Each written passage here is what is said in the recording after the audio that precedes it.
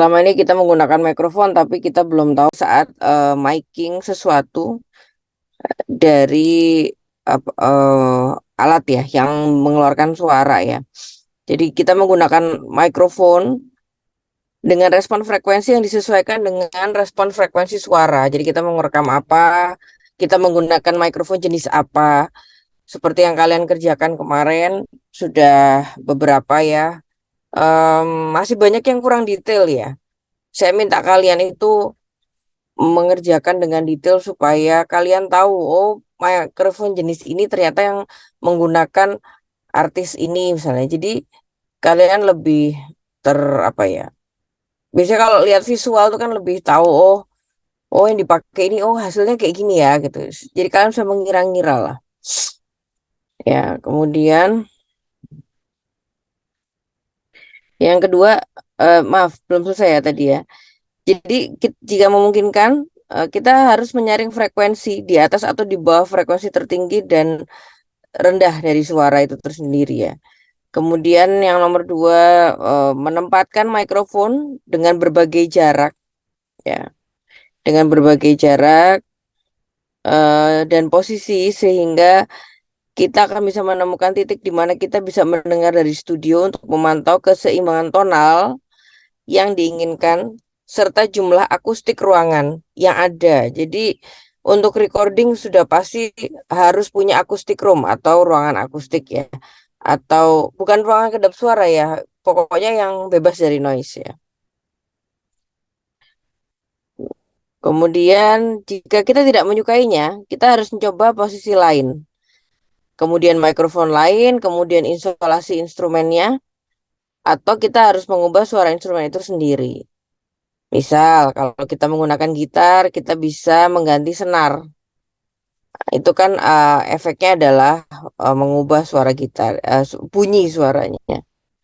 Kemudian yang ketiga, kalau kita menemukan akustik ruangan yang buruk, ya, suara yang tidak diinginkan, maka kita letakkan mikrofon yang sangat dekat dengan bagian instrumen yang paling keras atau isolated instrumennya. Kemudian kita harus bereksperimen dengan pilihan penempatan isolasi mikrofon untuk meminimalkan hal-hal yang tidak diinginkan serta menonjolkan akustik langsung dan ambience. Kita mau create ambience apa nih gitu. Lanjut kita ke teknik mikrofon vokal ya. Di sini ada vokal individu, mikrofon dengan berbagai pola kutub dapat digunakan dalam perekaman vokal teknik. Dipertimbangkan untuk merekam grup paduan suara atau ensemble vokal. Memiliki vokalis yang melingkari mikrofon omnidirectional. Kalian udah belajar kemarin ya, omnidirectional, bidirectional, unidirectional. Ya, sehingga bisa memungkinkan penyanyinya tadi terlatih bagaimana mereka suaranya bisa dapat hidup. Nah, kemudian menciptakan perpaduan suara dengan mengubah tingkat nyanyian individu serta memiliki perubahan warna nada. Ada dua mikrofon kardioid, ya.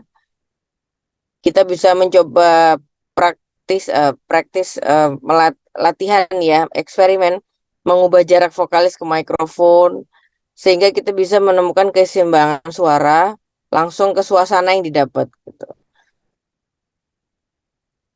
Oke, kemudian ensemble.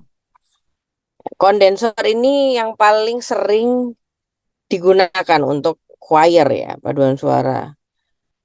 Mereka umumnya lebih mampu datar, jangkauannya luas, punya respon frekuensi, dan jenis yang paling tepat adalah unidirectional, searah.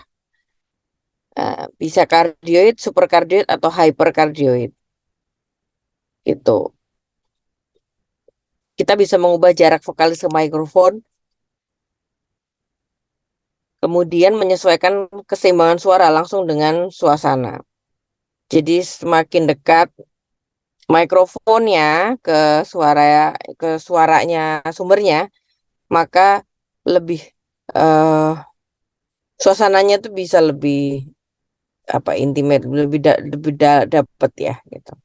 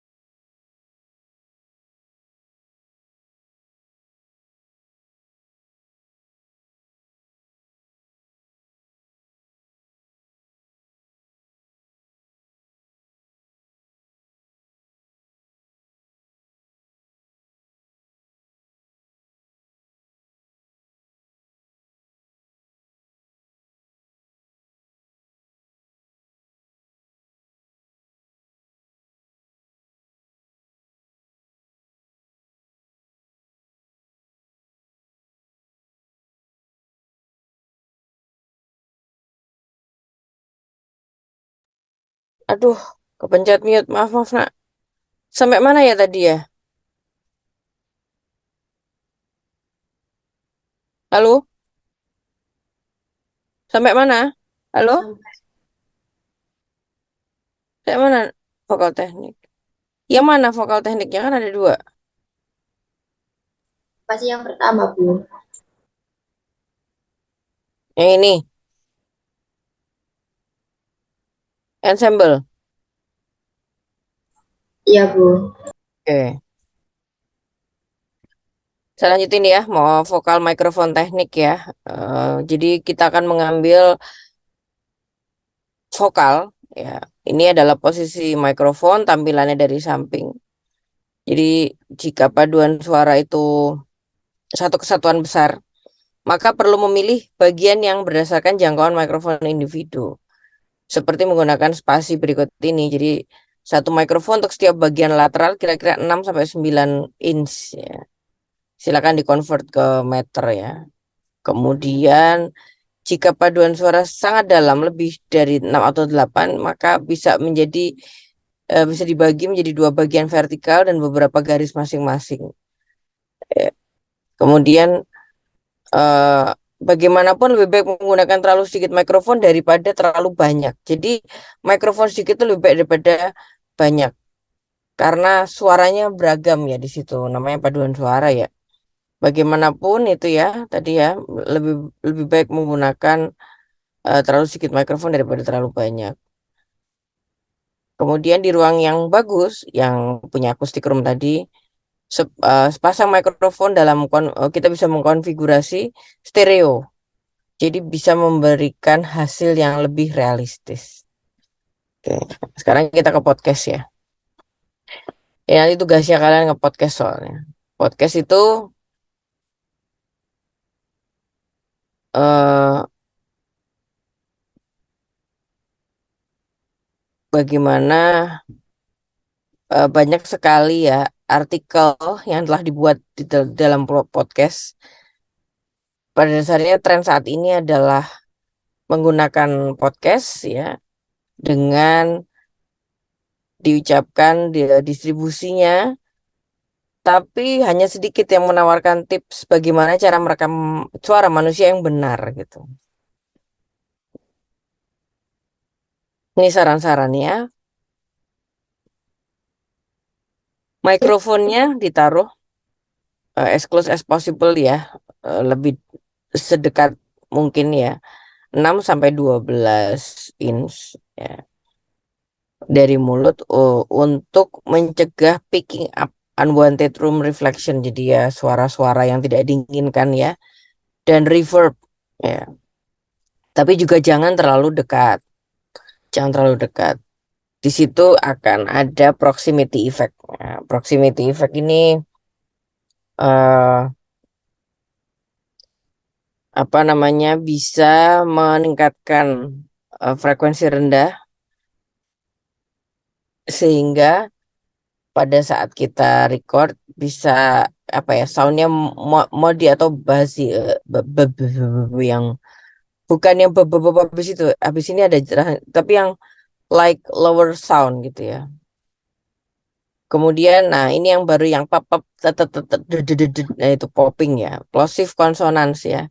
Jadi kita harus mengarahkan mikrofon ke arah mulut dari bawah ke atas, dari bawah ke atas sehingga meminimalkan muncul plosive konsonan. Kemudian use an external pop filter. We need pop filter ya.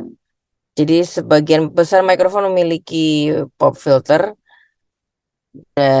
Filter akan memberikan apa like insurance biar pap nya tadi itu tidak muncul ya. Juga berfungsi sebagai reference untuk membantu jarak yang konsisten dari mikrofon.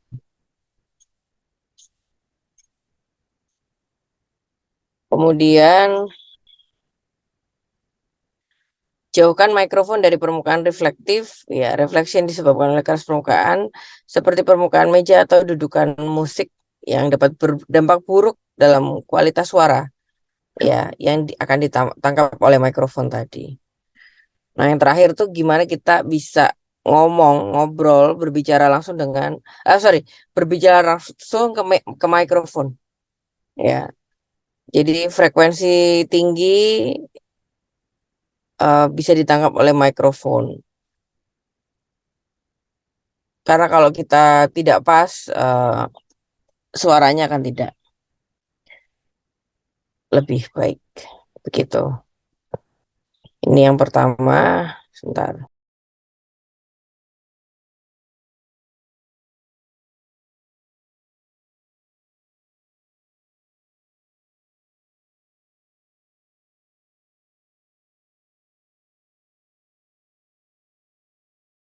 Ya.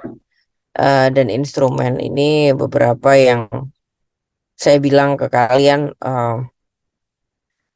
ini sebenarnya tambahan ya, tambahan karena sebenarnya nggak ada, cuman supaya ada tambahan, bukan informasi, ilmu ya untuk kalian tentang musik. Jadi, tapi tetap ada hubungannya dengan production